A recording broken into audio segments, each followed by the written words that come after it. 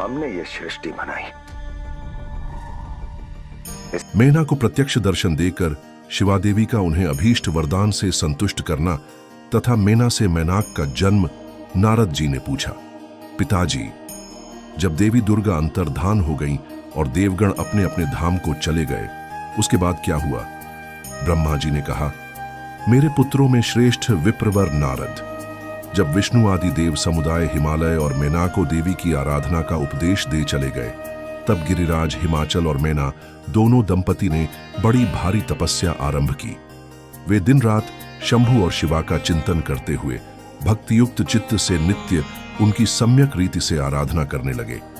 हिमवान की पत्नी मेना बड़ी प्रसन्नता से शिव सहित शिवा देवी की पूजा करने लगी।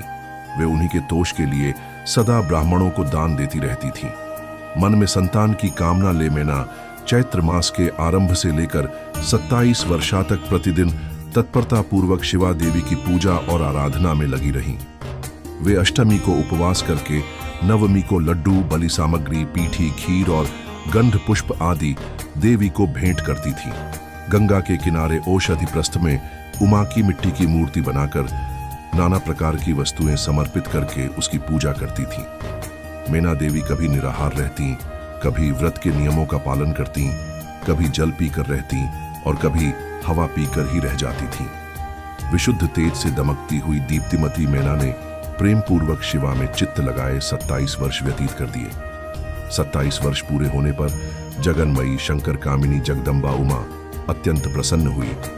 मेना की उत्तम भक्ति से संतुष्ट हो वे परमेश्वरी देवी उन पर अनुग्रह करने के लिए उनके सामने प्रकट हुई। तेजो मंडल के बीच में विराजमान तथा दिव्य अवयवों से संयुक्त उमा देवी प्रत्यक्ष दर्शन दे मेना से हंसती हुई बोली।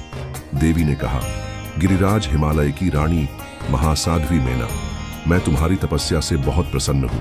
तुम्हारे मन में जो अभिलाषा हो उसे कहो। मेना, तुमने तपस्या, व्रत और समाधि के द्वारा जिस जिस वस्तु के लिए प्रार्थना की है वह सब मैं तुम्हें दूंगी।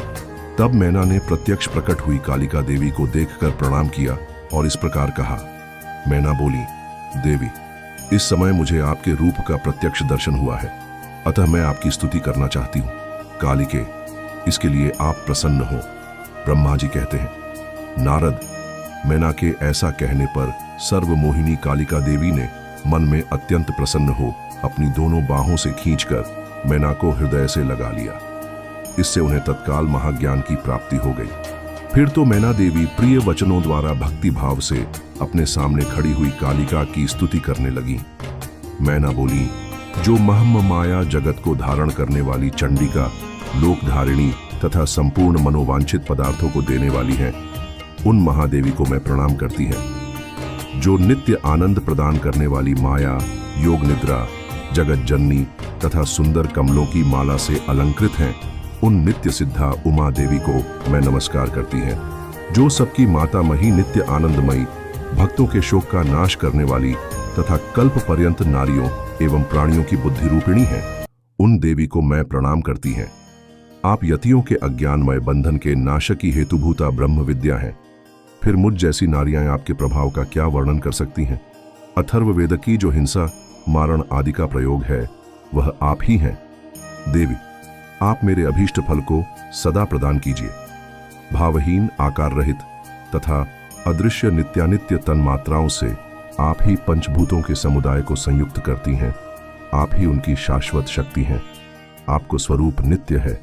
आप समय समय पर योग युक्त एवं समर्थ नारी के रूप में प्रकट होती हैं। आप ही जगत की योनि और आधार शक्ति हैं। आप ही प्राकृत तत्वों से। देवी, आज आप मुझ पर प्रसन्न हो। आपको पुनः मेरा नमस्कार है। ब्रह्मा जी कहते हैं, नारद, मेना के इस प्रकार स्तुति करने पर दुर्गा कालिका ने पुनः उन मेना देवी से कहा, तुम अपना मनोवांछित वर मांग लो। हिमाचल प्रिय, तुम मुझे प्राणों के समान प्यारी हो।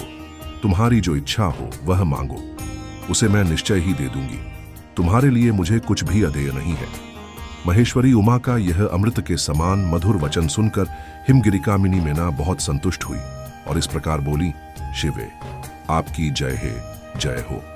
उत्कृष्ट ज्ञान वाली महेश्वरी, जगदम्बिके, यदि मैं वर पाने के योग्य हैं तो फिर आपसे श्रेष्ठ वर मांगती हूँ। जगदम्बे, पहले तो मुझे 100 पुत्र हों, उन सब की बड़ी आयु हो, वे बल पराक्रम से युक्त तथा रद्द सिद्धि से संपन्न हो। उन पुत्रों के पश्चात मेरे एक पुत्री हो जो स्वरूप और गुणों से सुशोभित होने वाली हो, वह दोनों कुलों को आनंद देने वाली तथा तीनों लोकों में पूजित से। जगदम्बिके, शिवे, आप ही देवताओं का कार्य सिद्ध करने के लिए मेरी पुत्री तथा रुद्रदेव की पत्नी होइए और तदनुसार लीला कीजिए। ब्रह्मा जी कहते हैं, नारद, मेनका की बात सुनकर प्रसन्नया देवी उमा ने उनके मनोरथ को पूर्ण करने के लिए मुस्कुराकर कहा। देवी बोली, पहले तुम्हें 100 बलवान पुत्र प्राप्त होंगे, उनमें भी एक सबसे अधिक बलवान और प्रधान होगा जो सबसे पहले उत्पन्न होगा। तुम्हारी भक्ति से संतुष्ट हो मैं स्वयं तुम्हारे यहाँ पुत्री के रूप में अवतीर्ण होंगी और समस्त देवताओं से सेवित हो उनका कार्य सिद्ध करूंगी। ऐसा कहकर जगत धात्री परमेश्वरी कालिका शिवा मेनका के देखते देखते वहीं अदृश्य हो गई। तात महेश्वरी से अभीष्ट वर पाकर मेनका को भी अपार हर्ष हुआ। उनका तपस्या जनित सारा क्लेश नष्ट हो गया। मोने, फिर कालक्रम से मैना के गर्भ रहा और वह प्रतिदिन बढ़ने लगा। समयानुसार उसने एक उत्तम पुत्र को उत्पन्न किया जिसका नाम मैनाक था। उसने समुद्र साथ उत्तम मैत्री बांधी। वह अद्भुत पर्वत नाग वधुओं के उपभोग का स्थल बना हुआ है। उसके समस्त अंग श्रेष्ठ हैं। हिमालय के 100 पुत्रों में वह सबसे श्रेष्ठ और महान बल पराक्रम से संपन्न है।